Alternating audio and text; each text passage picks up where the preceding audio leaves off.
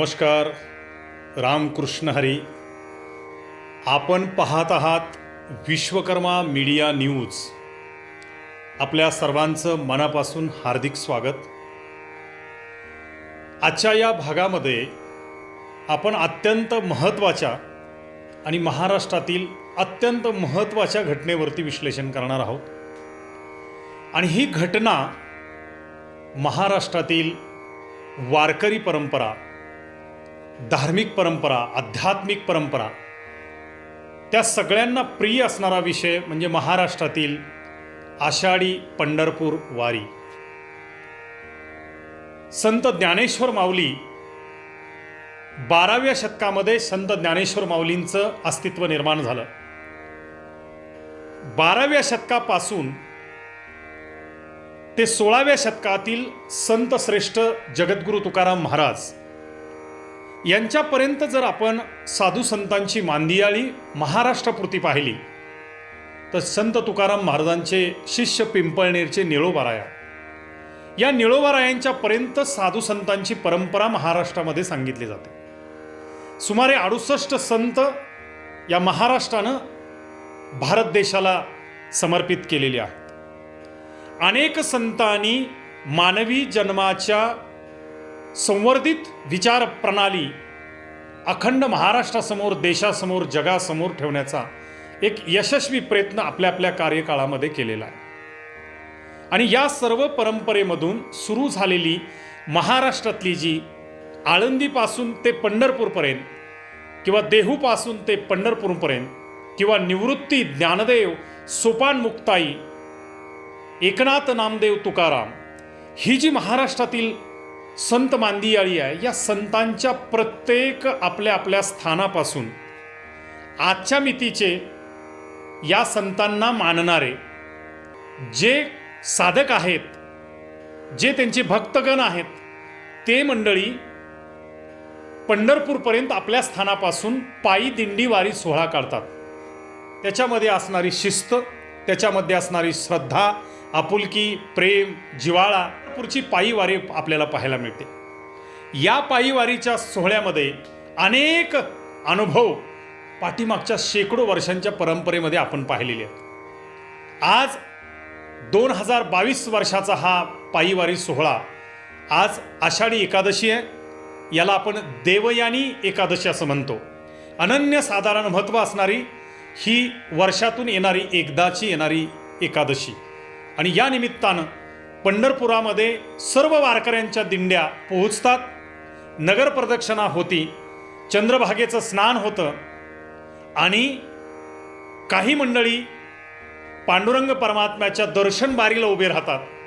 दर्शन बारीमध्ये 10-10 kilometre रांग लागेल एवढ्या मोठ्या रांगा पंढरपूरमध्ये आज आपल्याला पाहायला मिळतात.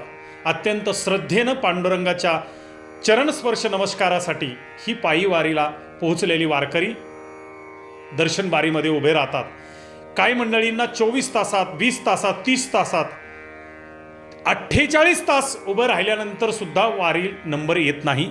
तरी सुद्धा हे श्रद्धाळू वारकरी त्या दर्शन बारीमध्ये उभे राहतात आणि पांडुरंग परमात्म्याचं चरण पाहणं, त्याचं श्रीमुख पाहणं आणि मनाला सुखद आनंद प्राप्त करून त्या विठुरायाच्या चरणावरती नतमस्तक होऊन, आणि म्हणून तू माझा सखा आहेस, आणि म्हणून तू माझा वडील आहेस, तू माझा गुरु आहेस, तू माझी आई आहेस, तू माझा बाप आहेस, तू माझा रक्षणकर्ता आहेस, तू माझा मित्र आहेस, तू माझा सखा आहेस, ही भावना प्रत्येक वारकऱ्याच्या मनावरती असते. व तो वारकरी श्रद्धाळूपणानं पांडुरंग परमात्म्याच्या चरणी लीन होतो. कोणी कळसाचं दर्शन घेतं, कोणी कळसा पाहून त्या ध्वजेला, त्या झेंड्याला नमस्कार करतो, कोणीतरी स्क्रीनवरती, इलेक्ट्रॉनिक स्क्रीनवरती जिथं पांडुरंग परमात्म्याच्या आतल्या गाभाऱ्याची दृश्य दाखवली जातात तिथं दर्शन करतो, कोणीतरी त्या वाळवंटामध्ये, कोणीतरी चंद्रभागेच्या तीरावरती, कोणीतरी एकमेकाला वेगवेगळ्या मठांच्या मध्ये. आज सुमारे 10 लाख लोक पंढरपूरच्या या भूमीमध्ये, महाराष्ट्र आणि महाराष्ट्राच्या बाहेरून, कर्नाटकू विठ्ठला असं म्हटलं जातं, कर्नाटकमधून सुद्धा भरपूर भाविक भक्त पंढरपूरला येऊन पोहोचतात. अशी ही या वारीच्या पाठीमागची परंपरा. कितवी परंपरा? तर अनेक वर्षांची परंपरा आहे. आणि या परंपरेमध्ये त्या भगवंताचं अधिष्ठान, त्या परमेश्वराचं अधिष्ठान असं बोललं जातं, जेव्हा नव्हते चराचर तेव्हा होते पंढरपूर, असं म्हटलं गेलेलं आहे. म्हणजे हे चराचर काहीही नव्हतं तेव्हा मात्र पंढरपूर होतं. वेदांतामध्ये काही श्लोक आलेले आहेत. न भूमी न जल न तेजो न वायव्य न च ब्रह्मा न च विष्णू न च रुद्र शून्यस्त परावलंबन अगंत्यम अर्धशून्य ज्योतिर्मयम शांतिर्मयम प्रदीप्तम विश्वात्मक विश्वजीतम निरीहम अदंतम शून्यम सखल एकनाथम विश्वकर्मामहम नमामिहम. त्या या विश्वाला साकार रूप निर्माण करणारा, विश्वाच्या निर्मितीची मूळ बीज देवता, त्याला विश्वकर्ता असं म्हटलेलं आहे, त्याला विश्वकर्मा म्हटलेलं आहे, त्याला आदिदेव भगवान शंकर म्हटलेला आहे, त्याला आदिदेव पांडुरंग परमात्मा म्हटलेला आहे. वेगवेगळ्या नावानी त्या देवाकडे पाहिलं जातं. ती एक शक्ती आहे, ती एक चैतन्य शक्ती आहे. जशी पंचप्राण दिव्यामध्ये लावले जातात आणि त्या दिवा शांत असतो, परंतु त्याच्या अवतीभोवतीचा अंधार तो चिरून टाकतो, त्याला प्रकाशमान करतो, तशी ती चैतन्य ईश्वर शक्ती श्वासाच्या रूपाने, या पंचमहाभूतांच्या रूपाने, पृथ्वी, आप, तेज, वायू, आकाश आणि जल, या पंचमहाभूतांच्या माध्यमातून प्रत्येक जीवाचं संवर्धन करते आहे, प्रत्येक जीवाला शुभाशीर्वाद देते आहे, मदत करते आहे. ही भावना, हा अर्थ त्याच्या पाठीमागे दडलेला आहे. ही जी परंपरा आहे, आदिनाथ गुरु सकळ सिद्धांचा मचिंद्रतयाचा मुख्य शिष्य, मचिंद्राने बोध गोरक्षाशी केला, गोरक्ष ओळला गहिनी प्रसादे, गहिनी प्रसादे निवृत्तीनाथा, निवृत्तीनाथा ज्ञानदेवा सार चोजवले. अशी जी नाथ संप्रदायाची जी परंपरा आहे, ती आदिनाथ गुरूंच्या पासून चालू झाली, ती थेट ज्ञानेश्वर माऊलींच्या पर्यंत येऊन पोहोचली. आणि ज्ञानेश्वर माऊलींनी मात्र एक गुरुनं एक शिष्य करण्याची ही जी परंपरा त्या गुरुपरंपरेची होती, त्याला छेद दिला. आणि हे अगाध असणारं तत्वज्ञान, मानवाच्या सर्वांगीण उत्क्रांतीचा जो मुद्दा आहे, जे विषय आहेत, ते ज्ञान आहे, ते सगळ्या जगाला ज्ञानेश्वरी ग्रंथाच्या माध्यमातून वाटलं. ही ज्ञानेश्वरी ग्रंथ ज्ञानेश्वर माऊलींनी निर्माण केला. पण ज्ञानेश्वरी माऊलीमध्येच ज्ञानेश्वर माऊलीच ज्ञानेश्वरीमध्ये सांगतात, हरिपाठामध्ये सांगतात, अमृतानुभवामध्ये सांगतात. किंवा संत नामदेव महाराज एका ठिकाणी असं सांगतात की नामा म्हणे ग्रंथश्रेष्ठ ज्ञानेश्वरी एक तरी ओवी अनुभवावी. ज्ञानेश्वर माऊलींनी आपल्या ज्या ज्ञानेश्वरी ग्रंथामध्ये 18 अध्यायांच्या माध्यमातून 9000 ओव्यांचा शाश्वत ज्ञानाचा वागयज्ञ निर्माण केला. आणि त्या माध्यमातून असणारं ज्ञान समस्त मानवजातीच्या उत्क्रांतीसाठी दिलं, मोक्षाप्रती जाण्यासाठी दिलं. परंतु लोक हरिपाठामधल्या एका ओवीप्रमाणे अनंत वाचाळ बरळती बरळ त्या कैसे दयाळ पावे हरी, मुखानी फक्त बरळणाऱ्या माणसाला, मुखानी फक्त वायपळ बळबळ करणाऱ्या माणसांना तो भगवंत, तो परमात्मा, तो परमपिता पांडुरंग परमात्मा, तो प्रभू विश्वकर्मा आम्हाला कसा पावणार? तर तो आम्हाला कधी पावेल? तर आम्ही या साधू संतांनी जे जे तत्वज्ञान आम्हाला मांडलेलं आहे, ते तत्वज्ञान साधू संतांना अपेक्षित ज्या प्रकारे आहे, त्या प्रकारे जेव्हा आम्ही समजून घेण्याचा प्रयत्न करू, तेव्हा आम्ही ही पंढरपूरची वारी करतो, काहीतरी अध्यात्म करतो, त्यावेळेला त्या विषयाला अर्थ निर्माण होतो. आणि म्हणून ज्ञानेश्वरीमध्येच ज्ञानेश्वर माऊलींनी असं म्हटलेलं आहे, अर्जुनाची ये पांती जे परिसन्या योग्य होती, तेत कृपा करुणी संती अवधान द्यावे. अर्जुनाच्या विचारपंक्तीला बसून जी लोक हे ज्ञान ऐकतील, ते स्वतःमध्ये उतरवतील, स्वतःमधून कृतीत आणतील, त्यांच्याच जीवनामध्ये ज्या प्रकारे अर्जुनाच्या जीवनाची स्थिती निर्माण झाली, अर्जुनाचं अहम ब्रह्मास्मी, मीच ब्रह्म आहे, मीच ब्रह्म ही अवस्था देव पाहवयासी गेलो, तेथे देवची होऊनी ठेलो, ही भूमिका अर्जुनाच्या अवस्थेला प्राप्त झाली.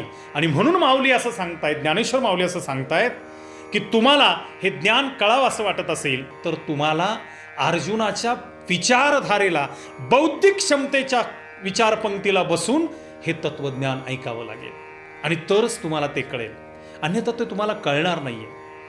आज स्वर्गीते अमर इच्छिताती देवा मृत्यूलोकी व्हावा जन्मा, असं सांगितलेलं. म्हणजे जे स्वर्गाधिक देव आहेत अशी संकल्पना आपल्या पवित्र अशा भारतीय संस्कृतीमध्ये मांडलेली आहे. आणि त्या स्वर्गामध्ये असणारे देवादी देव, त्यांना सुद्धा तो स्वर्ग सुख सोहळा तिथं प्राप्त होत नाही. आणि म्हणून ते देव सुद्धा त्यांच्या इष्टदेवतेला प्रार्थना करतात की स्वर्गी ते अमर, स्वर्गामध्ये ज्यांना अमरत्व प्राप्त झालेलं आहे असे देव सुद्धा विनंती करतात की मृत्यूलोकी व्हावा जन्म आम्हा. त्यांना तो या मृत्यूलोकामध्ये काय सुख सोहळा अनुभवता येणार आहे, जो सुख सोहळा स्वर्गामध्ये नाही, तो सुख सोहळा या मृत्यूलोकामध्ये, या पृथ्वी तलावर आहे. याचा अर्थ शोधला तर तुम्हाला आणि मला काही गोष्टी समजून घ्याव्या लागतील. स्वर्गातल्या देवांना कळलं मृत्यूलोकातल्या जन्माचं महत्व, पण त्यांना तो मिळालेला नाही. जर मिळत असता तर त्यांनी तशी मागणी केली नसती. आता प्रश्न उरतो तुमच्या आणि माझ्यापुरता.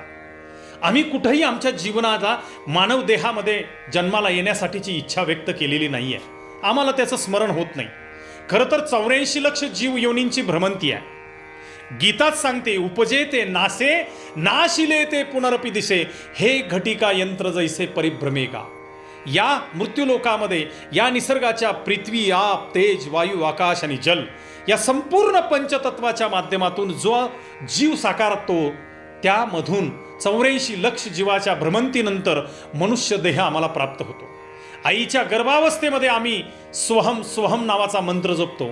पण सोहम सोहम नावाच्या मंत्रानंतर जेव्हा 9 महिने 9 दिवसाचा कार्यकाळ आईच्या गर्भावस्थेमध्ये आमचा पूर्ण होतो, तेव्हा मात्र तो सोहम सोहम जप करणारा जीव कोहम कोहम म्हणायला लागतो. आणि म्हणून पुनरपि जननम पुनरपि मरणम जठरे जननी या तत्वामध्ये तो जीव अडकतो. आणि म्हणून त्या 84 लक्ष जीवांची जी भ्रमंती चाललेली आहे, त्यात तुम्ही आणि मी सुद्धा या भूतकाळाच्या कालखंडात किती जन्म घेतले माहिती नाही. पुण्याचा संचय झाला म्हणून मनुष्य देह प्राप्त झाला. माणसाच्या जन्माचा उद्देश जेव्हा मी संतांना विचारतो की माणसाच्या जन्माचा उद्देश काय, तेव्हा संत सांगतात, आनंद वाठा आनंद लुठा, आनंद वाठा आनंद लुठा. माणसाच्या जन्माचा उद्देश तो फक्त आणि फक्त यासाठीच आहे, आनंद वाठा आणि आनंद लुठा. मनसोक्त हेतू पुरस्कर आम्ही दुसऱ्याला आनंद वाटला पाहिजे. आणि कुठल्याही अपेक्षेशिवाय सात्विक पद्धतीनं या निसर्गातल्या प्रत्येक जीव मात्रामधून आम्हाला तो आनंद लुटता आला पाहिजे, ग्रहण करता आला पाहिजे. पण दुर्दैवानं आमच्या ठाई जे अज्ञानाचं कवच आहे, त्या अज्ञानाच्या कवचामधून आम्ही बाहेर निघत नाही. स्वर्गिते अमर इच्छिता ती देवा, मृत्यूलोकी व्हावा जन्मा. त्यांना कळला हो इथं जन्म मिळण्याचं महत्व. पण तुम्हाला आणि मला इथं जन्म मिळाला, पण कळाला नाही इथं का जन्माला आलेलो आहे. आमच्या जन्माचा उद्देश नेमका काय आहे हा आम्हाला कळालेला नाही. आणि म्हणून आज जगामध्ये आम्ही पाहतो जी अस्थिरता आहे, जे दुःख दारिद्र्य आहे, भांडण बकेडी आहेत, सत्ता संपत्ती प्रतिष्ठा मान सन्मान चंगळवाद भावबंदकी, हे सारं काही आम्हाला उघड्या डोळ्यांनी पाहावं लागतंय, पाहतो आहोत. या सगळ्याच्या पाठीमागं कारण आहे माणसाला जीवनामध्ये समृद्ध जीवन जगण्याचं ज्ञान नाही. माणसाच्या ठाई अचूक ज्ञान नसल्यामुळे त्या अज्ञानाच्या खाच खळग्यातून आपल्या जीवनाचा प्रवास चाललेला आहे. तुम्ही म्हणाल आम्ही अज्ञानी कसे? कोणी म्हणेल मी 10वी पर्यंत शिकलो, कोणीतरी म्हणेल मी 12वी शिकलो, कोणीतरी म्हणेल मी ग्रॅज्युएट झालो रे, कोणीतरी म्हणेल मी वकील आहे, मी डॉक्टर आहे, मी इंजिनियर आहे. आम्हाला तुम्ही अज्ञानी कसं म्हणता? आम्ही केलेलं प्राप्त ज्ञान आहे, आम्हाला त्याचं सर्टिफिकेट आहे. पण खरं सांगू का, हे ज्ञानाचे जे प्रकार आहेत ना, हे गुणमय ज्ञान आम्ही शिकलेलं आहे. ज्ञानाचे 3 प्रकार पडतात. एक गुणमय ज्ञान, एक वृत्ती ज्ञान आणि एक सत्ता ज्ञान. वृत्ती ज्ञान काय? वृत्तीनं स्वीकारलं ते ज्ञान म्हणजे वृत्ती ज्ञान. मी संदीप दीक्षित, मी सुतार समाजामध्ये जन्म घेतला. मी जेव्हा जन्म घेतला असेल तेव्हा मी लहान बाळ असेल, त्यावेळेला मला माहित असेल का मी पुरुष आहे, मी महाराष्ट्रात जन्माला आलेलो आहे, मी सुताराच्या घरात जन्माला आलेलो आहे? मला माहित असेल का? नाही. पण जसा जसा मी लहानाचा मोठा झालो तसं माझ्या कुटुंबातल्या लोकांनी मला संस्कारित केले. अरे बाळा, आपण सुतार समाजातले आहोत, विश्वकर्मा वंशीय सुतार, पांचाळ सुतार समाजातला तू आहेस. माझ्या वृत्तीनं स्वीकार केला मी सुतार आहे. मला कोणीतरी सांगितलं तू पुरुष आहे, माझ्या वृत्तीनं स्वीकारलं मी पुरुष आहे. हे समजून घ्या, हे वृत्ती ज्ञान आहे. गुणमय ज्ञान काय? मग डॉक्टर, वकील, इंजिनियर, ड्रायव्हर, हे सगळं गुणावरती अधिष्ठित असणारं ज्ञान आहे. आम्ही ते शिकलोय. तिसरं ज्ञान आहे सत्ता ज्ञान. आणि जे साधू संतांना अभिप्रेत आहे, परमेश्वराला अभिप्रेत आहे, आणि तेच तुमच्या आमच्याकडे नाही. तेच आम्ही घेण्याचा प्रयत्न करत नाही. तेच आम्हाला कोणी सांगण्याचा प्रयत्न करत असेल तर आम्ही त्याच्याकडे त्या पद्धतीनं पाहत नाही. आम्ही आमच्या हिताला जागा राहून सत्ता ज्ञान माझ्यासाठी आहे, माझं जीवन समृद्ध करण्यासाठी आहे, याचा विचार आम्ही करत नाही. आणि तो जोपर्यंत आम्ही विचार करणार नाही तोपर्यंत आमच्या जीवनाला गती प्राप्त होणार नाही. सत्ताच ज्ञान मात्र पाही, आत्महत्ती हे काहीच नाही, प्राप्ती अप्राप्तीची काही वार्ताच नसे, असं संत ज्ञानेश्वर माऊलींनी सांगितले. सत्ता ज्ञान नित्य प्राप्त असणारं ज्ञान आहे. जसा सूर्यनारायण नित्य प्राप्त आहे, हवा सतत वाहतीये नित्य प्राप्त आहे, मिरची मधला तिखटपणा नित्य प्राप्त आहे, गुळामधली गोडी नित्य प्राप्त आहे, तसं हे सत्ता ज्ञान नित्य प्राप्त आहे. पण दुर्दैवानं आमच्यासाठी ते प्रज्वलित झालेलं नाही. ते प्रज्वलित झालेलं नाही, म्हणून आम्हाला ते ज्ञान कळत नाही. आणि म्हणून असं मांडलेलं आहे की अर्जुनाची पांती जे परिस्ने अयोग्य होती, ते तर कृपा करोनी संती अवधान द्यावे. अर्जुनाच्या पंक्तीला, विचार पंक्तीला बसून जेव्हा त्या आदिनाथ गुरु सकळ सिद्धांच्या पासून मांडलेलं जे संत परंपरेमधलं ज्ञान आहे, ते गुरु परंपरेचं ज्ञान आहे, त्या ईश्वराला जाणण्याचं ज्ञान आहे, सत्य जाणण्याचं ज्ञान आहे, सुख शांती समाधान जाणण्याचं ज्ञान आहे, ते आम्हाला कळणारच नाही. आणि म्हणून तर आज समाजाप्रती एका बाजूनं आज आम्ही 21व्या शतकाकडे वाटचाल करतोय. अनेक अहिक सुख आमच्या पायधळी आज आम्ही तुडवतो आहे. पण या सगळ्या सुखांच्या प्राप्तीनंतर सुद्धा माणसाला पीस ऑफ माइंड, तणावमुक्त जीवन अवस्था प्राप्त करता आलेली नाही, ही वस्तुस्थिती आम्हाला नाकारता येणार नाही. आणि म्हणून ही वारी करत असताना कुठंतरी साधुसंतांना नेमकं काय अभिप्रेत आहे, कर्मकांड करत असताना, धार्मिकता निर्माण करत असताना, आध्यात्मिकता निर्माण करत असताना संतांना नेमकं काय अभिप्रेत होतं आणि आम्ही नेमकं कसं करतो आहे, हे पाहण्याची वर्तमान वेळ आज आलेली आहे असं मला वाटतं. नाहीतर तुकोबरायांच्या काळामध्ये, संत जगद्गुरु तुकोबरायांच्याच काळामध्ये हे तत्वज्ञान सगळ्या जगाला त्यांनी सांगितल्यानंतर एक अभंग लिहिलेला आहे, वाजत असे बोंब न ऐकती कोणी कानी, असं म्हटलेलं आहे. अरे 12व्या शतकापासून माऊली ज्ञानेश्वर महाराजांनी आणि आदिनाथ गुरु सकळ सिद्धांच्या पासून चाललेलं तत्वज्ञान आम्ही तुम्हाला बोंब करून सांगण्याचा प्रयत्न करतोय, पण तुम्ही ऐकण्याच्या मनस्थितीमध्ये नाही. ये मृत्यूलोकीची उपराटे अर्जुना अवचटे, येत जरी जन्मला असी तू, झड झडोनी महिलानी ये भक्तीचे वाटे लाग, जेने पावशी अभ्यंग निज थांब माझी. अर्जुना, तुला काय करावं लागेल? झड झडोनी महिलानी, तुला तुझ्या भोवती असणारे हे जे सत्ता, संपत्ती, प्रतिष्ठा, मान, सन्मान, चंगळवाद, काम, क्रोध, मोह, मद, मत्सर, माया, या सर्व विकारांच्या मधून तू गिळंकृत झालेला आहे, तू बांधून गेलेला आहे, त्यातून तुला झड झडोनी महिलानी, त्यातून तुला बाजूला निघावं लागेल. ये भक्तीचे वाटे लाग, तुला ज्ञानाची भक्ती करावी लागेल. आणि मग पावशी अव्यंग निजत धाम माझे, तुला जो मोक्षाप्रती जायचे आहे, तुला जी सुख शांती समाधान प्राप्त करायचं आहे, तेव्हा तू जाऊ शकशील, नाहीतर जाता येणार नाही. आणि यासाठी आम्हाला अध्यात्माकडं, या वारकरी संप्रदायाच्या तत्वज्ञानाकडं, या 21व्या शतकाकडे 2022 साल चालू असताना परतोनी पाठीमोरे ठाके, माग वळून सिंहावलोकन करण्याची गरज आहे. की हे सगळं आमच्या पिढ्यानपिढ्या करत आले, आमच्या शेकडो पिढ्या करत आले, आम्ही पण तेच करतोय, आमच्या पुढच्या पिढ्या सुद्धा तेच करतील. तर जे संतांना अभिप्रेत आहे ते आम्हाला कधी मिळेल? आम्हाला मिळालंय का? नाही. आणि म्हणून जे जे वडील करती तया नाम धर्म ठेवती, ही संकल्पना आहे. आजपर्यंत आमच्या पिढ्या जे जे करत आल्या, आजपर्यंतच्या आमच्या पिढ्या जे जे करत आल्या, तेच तेच तेच तेच आम्ही करत राहिलो, तर तेच मिळेल जे आतापर्यंत मिळालेलं आहे.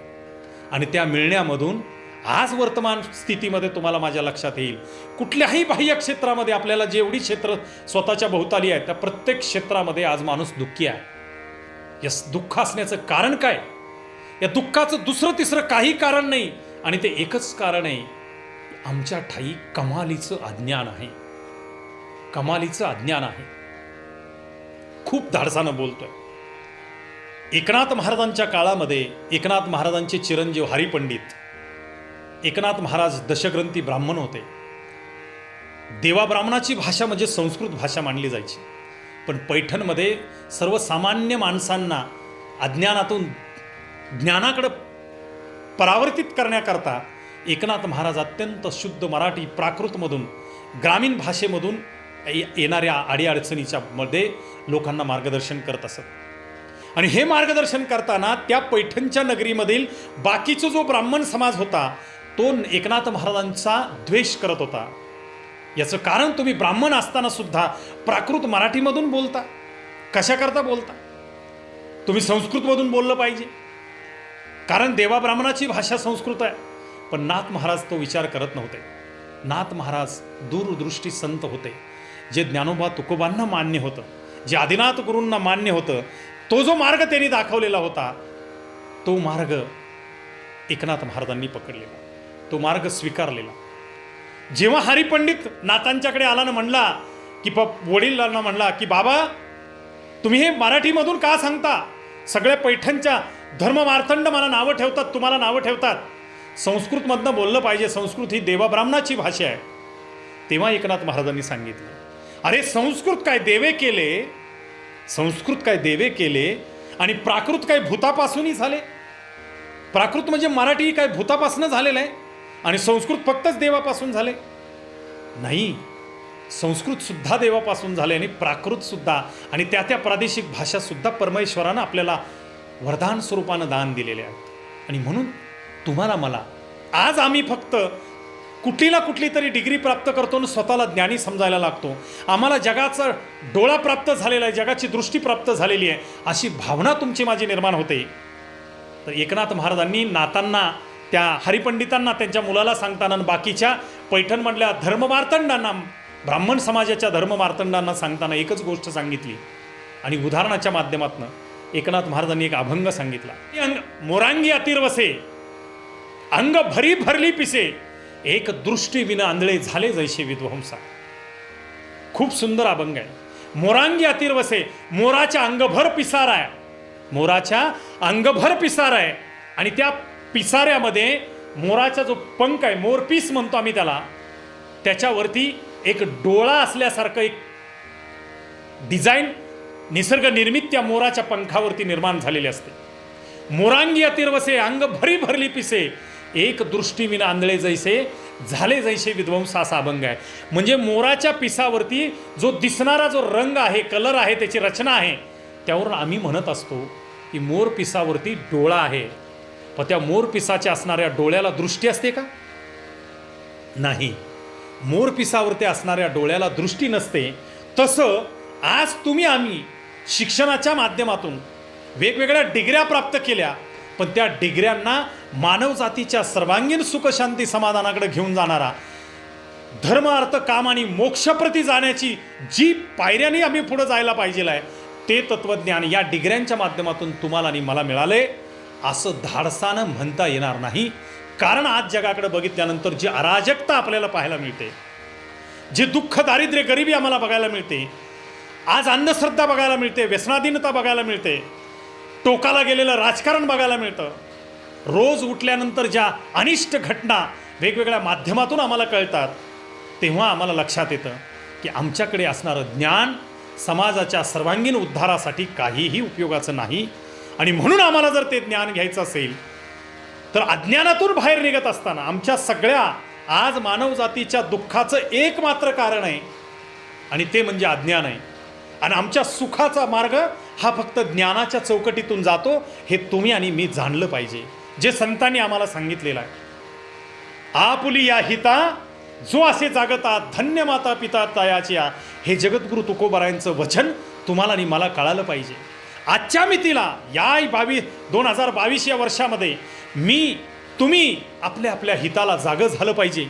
आपलं भलं कशामध्ये होणार आहे, आपला प्रगती कशामध्ये होणार आहे, धर्म अर्थ काम आणि मोक्ष आम्ही तिथंपर्यंत कसं जाणार आहोत, किंवा जगद्गुरू तुकाराम महाराजांचं जे वचन आहे, जिंकावा संसार, आमच्या अख्ख्या आयुष्याचा संसार आम्हाला जिंकायचा आहे, तो आम्ही कसा जिंकू शकू, यासाठी जे तत्त्वज्ञान संतांनी मांडलं, जे जगद्गुरू तुकोबारांनी मांडलं, ज्ञानेश्वर महाराजांनी मांडलं, या सगळ्या साधू संत मांदियाळींनी मांडलं, ते तत्त्वज्ञान जसंच्या तसं त्या संतांना आणि त्या आदिनाथ गुरु या गुरु परंपरेला जे मान्य होतं, जे अभिप्रेत होतं, त्याच अनुषंगानं, त्याच दूरदृष्टीबद्धतेनं, त्याच सूक्ष्म आणि व्यापक दृष्टिकोनातून या तमाम भारतीय संस्कृतीनं दिलेल्या ज्ञानाकडं, या धर्मग्रंथांच्याकडे तुम्हाला आणि मला बघावं लागेल. तेव्हाच त्यातनं मिळालेलं ज्ञान आमची प्रगतीच्या दिशेला, मोक्षाच्या दिशेला पडलेलं पाऊल असू शकणार आहे. याजसाठी केला होता ठास, शेवटीचा दिस गोड व्हावा. ही जगद्गुरू तुकाराम महाराजांचं वचन तुम्हाला आणि मला समजून घेता येईल. माणसाला हा अभंग म्हटला की माणसाला वाटतं मृत्यूचा दिवस, पण मृत्यूचा दिवस कोणाला गोड आहे? ज्याला परिपूर्णता आलेली आहे त्याच्यासाठी. पण मृत्यू हा वेगळा विषय आहे. अज्ञानातून ज्ञानाकडे जाण्यातला शेवटचा दिवस आमच्या आयुष्यामध्ये यावा, दुःखामधून सुखाकडे जाण्याचा दिवस आमच्या आयुष्यामध्ये लवकर यावा, यासाठी केला होता अठ्ठास, शेवटीचा दिस गोड व्हावा. तो शेवटचा दिवस म्हणजे अज्ञानातून ज्ञानाकडे जाणारा दिवस, दुःखामधून सुखाकडे जाणारा दिवस, पराभूतपणामधून विजयाकडे जाणारा दिवस, हे दिवस आमच्या आयुष्यामध्ये लवकर यावा, हे तत्त्वज्ञान आम्हाला महत्त्वाचं आहे. संत जगद्गुरू तुकोबारायांचा अभंग आहे, कीर्तन चांग, कीर्तन चांग, कीर्तन चांग, होय अंग हरिरूप. जेव्हा आम्ही जो परमार्थ आहे, जो आम्ही कीर्तन करतो आहे, ते चांगलं केलं तर आमचं अंग हरिरूप होणार आहे. प्रत्येकाने आज या देवशैनी एकादशीच्या, आषाढी वारीच्या एकादशीच्या दिवशी अंतर्मुख व्हा, ठाईच बैसोनी करा एक चित्त. ज्यानी त्यांनी चित्त, एक चित्त निर्माण करा आणि स्वतःला विचारा की जे मी कीर्तन करतो आहे, जो मी परमार्थ करतो आहे, जी मी सोशल ॲक्टिव्हिटी करतो आहे, ते खरंच संतांना अभिप्रेत असणारी आहे का? की आम्ही ह्या सगळ्या विषयांचे उत्सव बनवलेले आहेत. पंढरपूरचा वारी हा एक आता उत्सव झालेला आहे, त्याचं एक व्यापारकरण झालेलं आहे. प्रत्येक विषयामध्ये आज अर्थकारण दडलेलं आहे, कुठं ना कुठं तरी एक सत्ताकारण दडलेलं आहे, कुठंतरी गटतट निर्माण झालेले आहेत. अशा परिस्थितीमध्ये संतांना खरंच हे अभिप्रेत होतं का? अजिबात नाही, अजिबात नाही. अशी संतांना कधीच वारी अभिप्रेत नव्हती. खरं तर वारी या शब्दामध्ये वार हा शब्द आहे. आमच्यामध्ये असणारी सत्ता, संपत्ती, प्रतिष्ठा याच्या चुकीच्या धारणा आहेत. काम, क्रोध, मोह, मद, मत्सर, माया हे विकार आमच्यावरती आहेत. त्या विकारांच्या वरती आम्हाला वार करायचा आहे आणि त्या विकारांना पराभूत करून आम्हाला सुखाकडे जायचे आहे, मोक्षाकडे जायचे आहे, साधू संतांची करंगळी धरून जायची आहे. या 2022 सालामध्ये जात असताना या वारकरी संप्रदायाच्या या वारीकडे, आम्ही करत असलेल्या परमार्थाकडे, आम्ही करत असलेले यज्ञयागाकडे, आम्ही करत असलेल्या पुण्यकर्माकडे आणि आम्ही करत असलेल्या या सगळ्या बाह्य जगतामधील पुण्यकर्म करण्यासाठी ज्या ज्या केलेल्या विषयामधून आम्हाला आता डोळसपणानं आमच्या कर्मामध्ये, आमच्या करण्यामध्ये खरंच भविष्य उज्ज्वल आहे का, याचा विचार आम्हाला करावा लागेल. कारण आमच्या हातामध्ये खूप खूप कमी दिवस आहेत. खरं तर तुकाराम महाराज असं सांगतात की देह आम्हाला भाड्यानं दिलेला आहे. देह हे काळाचे, देह हे काळाचे, धनकुबेराचे, तेथे मनुष्याचे काय आहे. देता देवविता, नेता नेहविता, तेथे याची सत्ता काय आहे. देह हे काळाचे, हे देह काळाचा आहे, आम्हाला तो भाड्याने दिलेला आहे. तो मोक्षाप्रती जाण्यासाठीचं एक साधन आम्हाला दिलेलं आहे, पण आम्ही त्या साधनामधून आम्ही कधी पाहत नाही. आम्ही आमच्या या देहाचे चोचले भागवीत भागवीत आयुष्याचं मार्गक्रमण करतो आहे. आणि म्हणून आज या 21व्या शतकाकडे जाताना आज ज्या ज्या अनिष्ट गोष्टी आम्हाला दिसतात, जगद्गुरू सांगतात की जोडोनिया धन उत्तम व्यवहारे, उदास विचारे वेच करी. आम्ही जो धन जोडतो आहे, जो अर्थार्जन जोडतो आहे, ते उत्तम व्यवहार करून जोडलं गेलं पाहिजे. आज आम्ही काय करतो आहे त्याचा विचार करा. जोडोनिया धन उत्तम व्यवहार आहे, व्यवहार उत्तम होतोय का? जो व्यवहार आम्ही करतो आहे त्यामध्ये माझंही भलं आहे आणि त्याच व्यवहाराच्या संकल्पनेमध्ये समोरच्या प्रत्येकाचं भलं आहे, असे व्यवहार आमच्याकडून होत आहेत का? थोडंसं आत्मपरीक्षण करण्याची गरज आहे. तर आम्ही हे अभंग बदलले. जोडून या धन वाठल त्या मार्गाने, पैसा धन दौलत जोडायची एवढी खरं आहे, याने आम्हाला समाधान मिळणार नाही. आम्ही सगळ्या गोष्टींच्या वरती कुठंतरी परिवर्तनवादी विचार करावा लागेल. साधू संतांना अभिप्रेत असणारं तत्त्वज्ञान जसं पाहिजे होतं तसंच त्या अर्जुनाच्या पंक्तीला, विचारपंक्तीला बसून आम्हाला ते ऐकावं लागेल, समजून घ्यावं लागेल. तेव्हा आम्हाला या संपूर्ण तत्त्वज्ञानाचा विचार आम्हाला आमच्या जीवनामध्ये समृद्ध करत करत पुढे नेता येऊ शकेल. देह हे काळाचे, धन कुबेराचे. आता ते धन कुबेराचं आहे, आज आहे तो उद्या नाही. आता या कोरोना काळामध्ये लाखो माणसं या भारत देशामधली मेली. देह हे काळाचे, धन कुबेराचे. ते काळाचं होतं, त्यांनी ते घेऊन गेलं. तुम्हाला मला सुद्धा वयोमर्यादेनं किंवा आजारपणानं, अपघातानं, कुठल्या ना कुठल्या तरी माध्यमातनं मरण सत्य आहे. जसं आमचा जन्म सत्य आहे तसं मरण सत्य आहे, याचं स्मरण रोज माणसानं करावं. आणि म्हणून जगताना आपल्या स्वतःच्या हिताला, आपल्या कुटुंबाच्या हिताला, आपल्या गावाच्या हिताला, आपल्या तालुक्याच्या हिताला, आपल्या जिल्ह्याच्या हिताला, आपल्या राज्याच्या हिताला, आपल्या देशाच्या हिताला आणि अख्ख्या विश्वाच्या हिताला साजेल असंच कर्म तुमच्यानी माझ्या हातून घडावं. हीच विचार प्रणाली संत साहित्यामध्ये महत्त्वपूर्ण अंडरलाईन करून सांगितलेली आहे. आज तुम्ही काय करतो? आमच्या डोळ्याने आम्ही काय बघतो, कानाने आम्ही काय ऐकतो, मुखाने आम्ही काय बोलतो? महात्मा गांधी, राष्ट्रपिता महात्मा गांधींनी 3 माकडांचं उदाहरण दिलं. ज्या माकडाच्या कानावरती हात आहेत तो माकड, महात्मा गांधी त्या माकडाच्या रूपाने तुम्हाला मला सांगताय की वाईट कोणाचं ऐकू नका. मुखावरती हात आहे तो माकड सांगतोय वाईट कोणाबाबतीत बोलू नका. डोळ्यावरती ज्या माकडाचे हात आहेत तो डोळ्यावरचा हात असणारा माकड, महात्मा गांधी त्यातून आम्हाला मार्गदर्शन करतात की वाईट कुणाचं काही पाहू नका. हे महात्मा गांधींनी कुठून पाहिलं? हे जगद्गुरूंनी सांगितलं, हे ज्ञानोबा तुकोबांनी सांगितलं, या सगळ्या संतांनी सांगितलं. तुकोबाराम महाराज सांगतात, डोळे तुम्ही घ्या रे सुख, पहा माझ्या विठोबाचे मुख. कान तुम्ही घ्या रे सुख, ऐका माझ्या विठोबाचे नाम. डोळ्याचं काम काय आहे, कानाचं काम काय आहे, कर्म काय आहे, आणि आज आम्ही काय ऐकतो आहे, काय पाहतो आहे, काय बोलतो आहे, याचा विचार करण्याची आवश्यकता आहे. अनेक मंडळींनी तुळशीची माळ गळ्यामध्ये धारण केलेली आहे. आज माझ्यासुद्धा गळ्यामध्ये ही तुळशीची माळ आहे. वारकरी संप्रदायामध्ये तुळशीच्या माळेला अनन्यसाधारण महत्त्व आहे. पण आम्ही कधीतरी संतांच्या अभंगाचे परफेक्ट अर्थ शोधणार आहोत का, याचा विचार करण्याची आवश्यकता. आज आम्ही अशा अस्थिरतेच्या उंबरट्यावरती येऊन उभा आहोत. तरलो तर जिंकलो, नाहीतर कपाळ मोक्ष ठरलेला. आम्ही गळ्यामध्ये तुळशी हा माळ धारण केली, कपाळी बुक्का लिहिला म्हणजे आम्ही काही केलं असं म्हणू नका. खरं तर या सगळ्या गोष्टीमधून आम्हाला काही गोष्टी समजून घेतल्या पाहिजेत. गळ्यामध्ये माळ घालणं हा एक प्रतिकृती प्रकार आहे. जेव्हा 16व्या शतकामध्ये छत्रपती शिवाजी महाराज यांच्याकडे तुकाराम महाराजांच्या बाबतीमध्ये काही लोकांनी तक्रार केली होती, तेव्हा मेना पालखी आणि सर्व सुवर्ण अलंकार भरून नजराना तुकाराम महाराजांसाठी भेट म्हणून दिलेला होता, पाठवलेला होता. आणि ते पाठवत असताना छत्रपती शिवाजी महाराजांचे सरदार मोरपंत पिंगळे त्या काळामध्ये त्या सगळ्या मोहिमेचे प्रमुख होते. ते नजराना घेऊन गेल्यानंतर तुकाराम महाराजांनी तो नजराना स्वीकारला नाही. आम्ही तेने सुखी म्हणा विठ्ठल विठ्ठल मुखी, तुमचे हे एर वित्त धन ते तव आम्हा मृत्तिके समान. कंठी मिरवा तुळशी व्रत करा एका दिवशी. काय अभंगाचा अर्थ आहे समजून घ्या. कृपा करा, जे वारकरी संप्रदायामधील लोक आहेत, मी मांडत असलेला विचार अत्यंत सूक्ष्मपणानं करा, द्वेष मत्सराच्या नजरेनं करू नका. कंठी मिरवा तुळशी, कंठ वेगळा आहे आणि गळा वेगळा आहे, लक्षात ठेवा.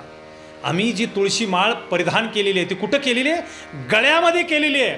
तुकाराम महाराजांनी आम्हाला सांगितलं होतं तुळशी कुठं परिधान करा, तर कंठावरती धारण करा.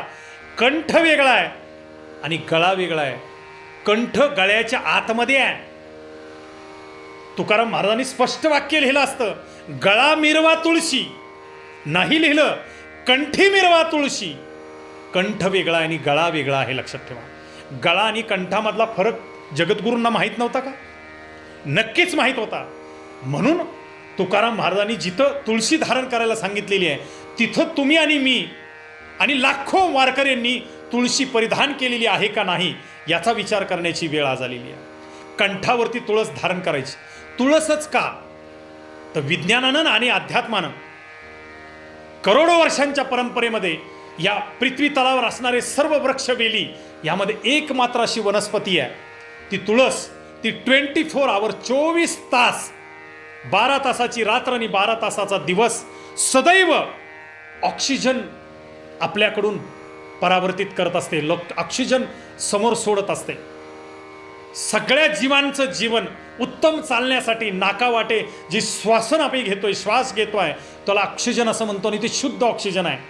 वातावरणातल्या हवेला शुद्ध ऑक्सिजन करण्याचं काम तुळशीच्या झाडाच्या पानांच्या मध्ये आहे, त्याच्यातल्या असणाऱ्या अस्तित्वामध्ये आहे. आणि म्हणून निर्विकार भाव.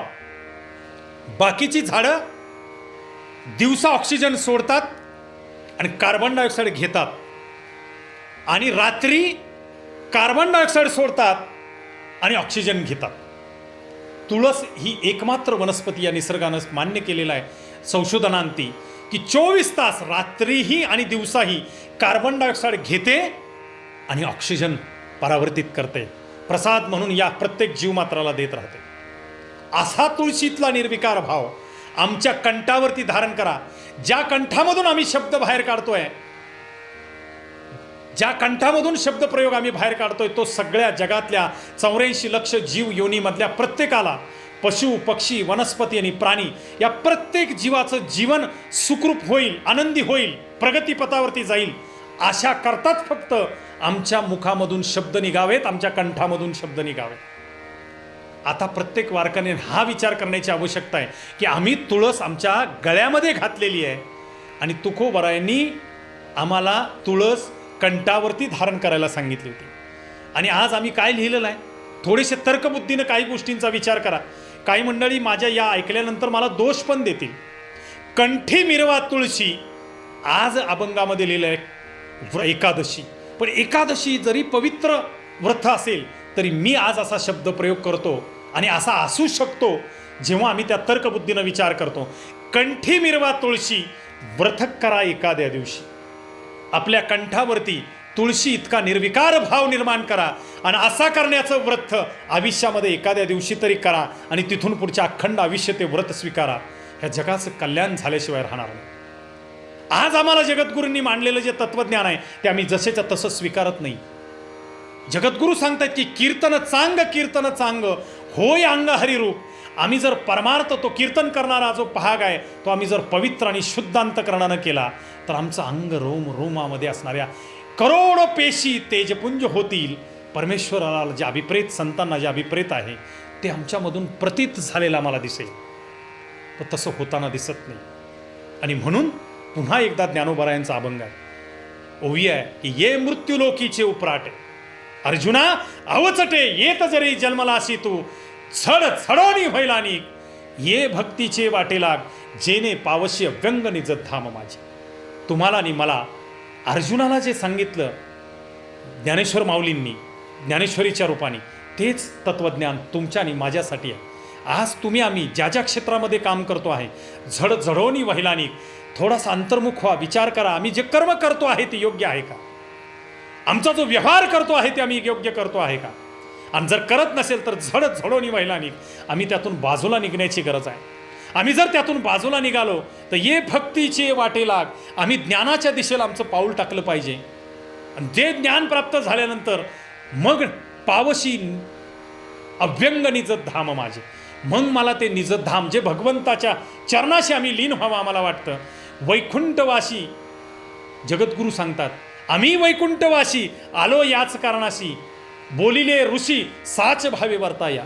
माझ्या जन्माच्या अगोदर ज्या ज्या ऋषीमुनी साधुसंत देवांनी मांडलेलं तत्वज्ञान आहे ते सत्य आहे हे सांगायसाठी मी तुम्हाला आलेलो आहे. तुम्ही सुद्धा स्वीकारा, मी स्वीकारलेलं आहे असं जगद्गुरूंची भावना, ती हाक, ती प्रेमाची हाक, ती हक्काची हाक तुमच्या आणि माझ्यापर्यंत पोहोचणार आहे का याचा विचार करा. नाहीतर बाह्य जगतामध्ये आम्ही जर अडकून गेलो तर त्याचा उपयोग होणार नाही, त्याचा काही उपयोग होणार नाही. आणि म्हणून आम्हाला ज्ञानेश्वरीमध्ये जो ज्ञानेश्वर माऊलींनी मांडलेला जो आत्मा आहे, पसायदानाच्या निमित्तानं खळांची व्यंकटी सांडो, तया सत्कर्मी रती वाढो, भूता परस्परे जोडो मैत्री जीवांची, आमच्या सर्वांसाठी हा दिव्यत्व संदेश आजच्या या आषाढी एकादशीच्या निमित्तानं आम्ही जर स्वीकारला की परस्पराबद्दल, प्रत्येक जीवाबद्दल आम्हाला प्रेम निर्माण व्हावं, हे प्रेम रोजच्या रोज वृंदीगत व्हावं, आणि तर आम्हाला जो जे वांछील तो तेला हो प्राणीजात, ज्याला जे हवंय ते त्याला प्राप्त होईल, आणि ते तत्वज्ञान तुम्हाला आणि मला कळेल. लक्षात ठेवा, विठ्ठलपंतांनी या 4 मुलांची जी नावं ठेवलीत ना, म्हणजे नावं ठेवली म्हणजे नावं त्यांना दिली. माझं नाव संदीप दीक्षित आहे, तुमचं तुम्हाला काहीतरी नाव असेल, तसं निवृत्ती नाव का ठेवलं, ज्ञानेश्वर नाव का ठेवलं, सोपानदेव नाव का ठेवलं आणि मुक्ताई नाव का ठेवलं, त्याच्या पाठीमागचं तर्कबुद्धीनं जेव्हा आम्ही विचार करतो तेव्हा आम्हाला हेच कळतं. झड झडवणी वहिलानी ये भक्तीचे वाटे लाग, जेने पावशी अभ्यंग निजत धाम माझे. हेच सूत्र विठ्ठलपंत कुलकर्णी आणि आई माता रुक्मिणी माता या भावंडांच्या आईवडिलांनी ते नावं तेवढ्यासाठी त्या मुलांना दिलेली आहेत. निवृत्ती म्हणजे काय तर झड झडवणी वहिलानी, आम्ही नोकरीला लागतो, सर्व्हिस करतो आणि एक दिवस आमची निवृत्ती होती, आम्हाला रिटायरमेंट होती. तशी ती रिटायरमेंट आमच्या नोकरीतली होती. तशी आमच्या आयुष्यामध्ये जे चुकीचं आमच्या ठाई आहे, काम क्रोध मोह मद मत्सर माया, सत्ता संपत्ती प्रतिष्ठा मान सन्मान चंगळवाद भोगवाद, या सर्व विकारामधून निवृत्ती घ्या. झड झडवणी वहिलानी बाजूला निघा. जर आम्ही बाजूला निघालो तर ती आमची या सर्व विकारातून घेतलेली निवृत्ती आहे. म्हणून मोठ्या मुलाचं नाव निवृत्ती आहे. आणि जो व्यक्ती वाईटातून निवृत्ती घेतो त्याची सत्सद विवेक बुद्धी जागृत होते. लक्षात ठेवा, ज्याची सत्सद विवेक बुद्धी जागृत होते तो जीवनाच्या योग्य वाटेला लागतो, तो योग्य पद्धतीचा विचार स्वीकारतो, तो ज्ञान संकल्पनेचा लालशी बनतो, तो ज्ञान ग्रहण करण्याचा प्रयत्न करतो की ज्या ज्ञानामुळे माझ्या जीवनाचं भलं होईल. आणि म्हणून दुसऱ्या मुलाचं नाव ज्ञानदेव असं ठेवलं. जो ज्ञानी होतो तो पुन्हा जीवनाच्या चुकीच्या मार्गाला प्रवास करत नाही. लक्षात ठेवा, तो जीवनाच्या साधू संतांना जे अभिप्रेत आहे, साधू संतांना जे अभिप्रेत आहे ते हरिपाठी गेले, हरिपाठामध्ये अभंग आहे, हरिपाठी गेले ते निवांत ठेले, भ्रमर गुंतले सुमनकळी. हरी म्हणजे तो देव, तो पांडुरंग परमात्मा, तो भगवान शंकर, तो श्रीकृष्ण, तो विश्वकर्मा, हे जे काय तुम्ही मानतात ते देव हरी, तो ज्या वाटेने गेला त्या वाटेने जाण्यासाठी संतांची करंगळी धरून आम्हाला जायचं आहे. आणि जेव्हा आम्ही वाईटातून निवृत्ती घेतो तेव्हा आम्ही ज्ञानी होतो. जर ज्ञानी झालो तर ती आमच्या जीवनाकडे साधू संतांनी हरिपाठी जाण्याची आमची जी वाट सुरू होते ती म्हणजे जीवनाची सोपानदेव वाट आहे. अंतिम सुखाकडे जाणारी मोक्षाची सोपी वाट आहे, सोपानदेव म्हणून जीवनाकडे जाणारी सोपी वाट. आणि 4थ्या मुलीचं नाव मुक्ताई असं ठेवलं. या मुक्ताई या नावातून तुम्हाला मला काय बोध होतो की जो वाईटातून निवृत्ती घेतो तो ज्ञानी होतो, जो ज्ञानी होतो तो इच्छित मार्गाने जातो, साधू संतांना अभिप्रेत भगवंताच्या दिशेने हरीच्या पाठी जाण्याचा प्रयत्न करतो, आणि तो जो ज्या वाटेने जातो त्यालाच मोक्ष प्राप्त होतो, त्यालाच मुक्ती मिळते. म्हणून निवृत्ती, ज्ञानदेव, सोपान आणि मुक्ताई. झड झडवणी वहिलानी ये भक्तीचे वाटे लाग, जेने पावशी अभ्यंग निज धाम माझे. या भूमिका तुम्हाला आणि मला तेव्हा जाऊन कळतील आणि तेव्हा ज्ञानेश्वर महाराजांनी मांडलेलं तत्वज्ञान कळेल. हे संकल्पना तुम्हाला कळतील. जगद्गुरू जेव्हा वैकुंठाला गेले त्यावेळेला जगद्गुरूंनी सांगितलं, आम्ही जातो, तुम्ही कृपा असू द्यावी, सकळा सांगावी विनंती माझी, वाड वेळ झाला, उभा पांडुरंग वैकुंठीचा धनी बोलावितो. आता मी चाललोय, पण जाताना तुम्हा सर्वांना माझी विनंती आहे. काय विनंती आहे? आम्ही जातो, तुम्ही कृपा असू द्यावी, तुम्ही माझ्यावरती कृपा करा. काय? सकळा सांगावी विनंती माझी. गातेच्या माध्यमातून, तुकाराम महाराजांच्या गातेमधून जे तत्वज्ञान रूपी विनंती प्रत्येक जीवासाठी जगद्गुरूंनी केलेली आहे, ही विनंती प्रत्येक परमार्थिक लोकांनी समजून घेतली पाहिजे, स्वतः आचरणात आणली पाहिजे, आणि आचरणात आणता ती समोरच्या माणसाला सुद्धा शिकवता आली पाहिजे. अत्यंत प्रेमपूर्वक शिकवता आली पाहिजे, श्रद्धेनं शिकवता आली पाहिजे, इक्वल अवस्थेमध्ये शिकवता आली पाहिजे.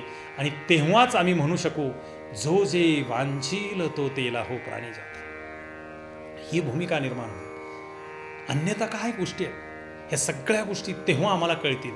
प्रत्येकांचं तत्त्वज्ञान, प्रत्येक संतांचं तत्त्वज्ञान आम्हाला मोक्षाकडे घेऊन जाईल. धर्म, अर्थ, काम आणि मोक्ष या चारही पुरुषार्थामध्ये आम्हाला जीवन जगायचं असेल, जिंकायचं असेल, तर संतांनी मांडलेल्या तत्त्वज्ञानाशिवाय या जगाच्या पाठीवर तिसरा कुठलाही मार्ग नाही. अत्यंत जबाबदारीपूर्ण सांगतो, जबाबदारीपूर्ण सांगतो.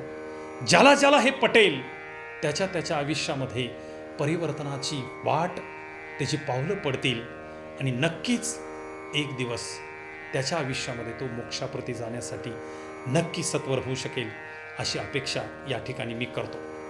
खूपशा गोष्टी आषाढीच्या निमित्तानं बोलण्यासारख्या. व्हिडिओ खूप लांब होईल, कुणीही तुम्ही स्किप करू नका. मी संदीप दीक्षित महाराज, उद्योजक आणि मास्टर ट्रेनर, आणि एक नवीन ओळख, संपादक विश्वकर्मा मीडिया डिजिटल न्यूज.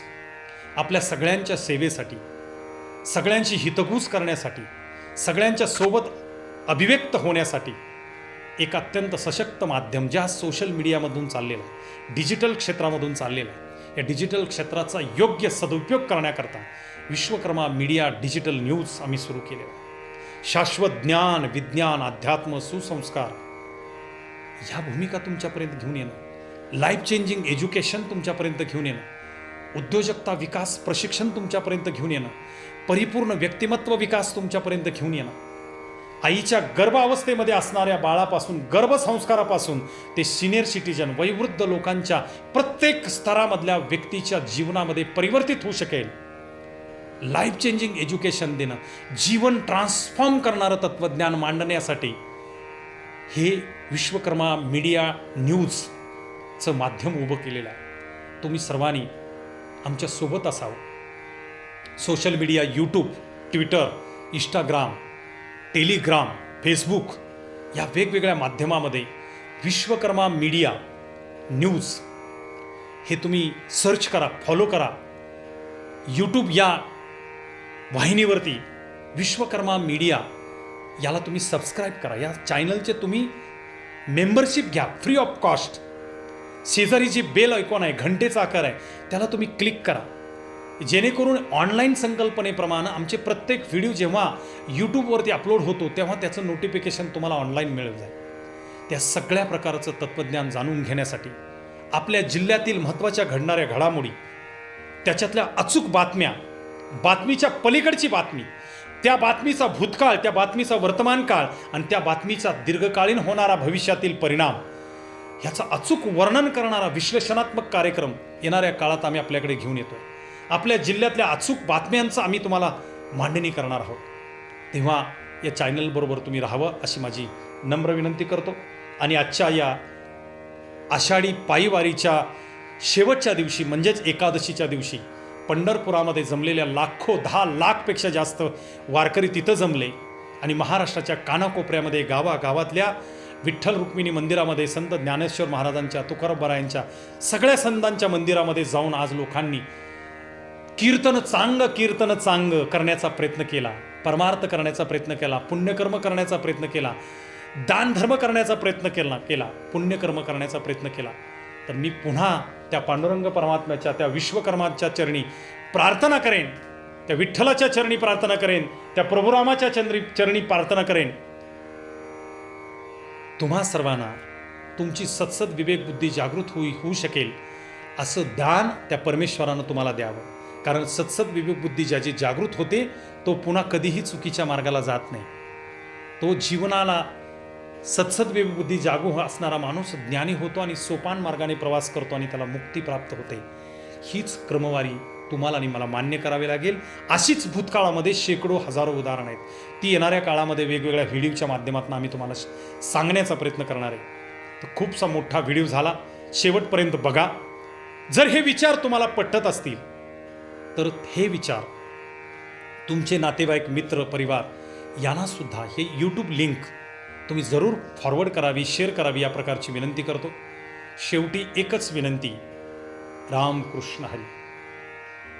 आता विश्वात्मके देवे येने वाघयज्ञ तोषावे तो शोनी मज द्यावे पसाय दान हे. ते पसाय दान तुम्हाला आणि मला त्या भगवंतानं द्यावं, त्या साधुसंतांनी द्यावं आशीर्वाद रूपाने. आणि तुमचं आणि माझं जीवनसुद्धा पुनरपी जननम पुनरपी मरणम या चक्रव्यूहामध्ये न अडकता आमचं जीवन सोहम तत्वाकडे आलेलं आहे. कोहम तत्वामध्ये न अडकता अहम ब्रह्मास्मी या ईश्वराच्या चैतन्य शक्तीमधील परमोच्च शक्ती माझ्यामध्ये आहे, मीच ईश्वरी शक्ती आहे याचा उदाहरण लवकरात लवकर तुमच्या आयुष्यामध्ये तुम्हाला पठावं, समजावं, गुंगावं आणि ते कृतीत यावं या प्रकारची नम्र विनंती पांडुरंग परमात्म्याच्या चरणी करतो. पुंडलिका वरदेव हारी विठ्ठल श्री ज्ञानदेव तुकाराम पंढरीनाथ भगवान की जय. माऊली ज्ञानेश्वर महाराज की जय. जगद्गुरु तुकाराम महाराज की जय. सर्व संतन की जय. मातृदेवता भव, पितृदेवता भव, आचार्य देवता भव. राम कृष्ण हरी, राम कृष्ण हरी, राम कृष्ण हरी.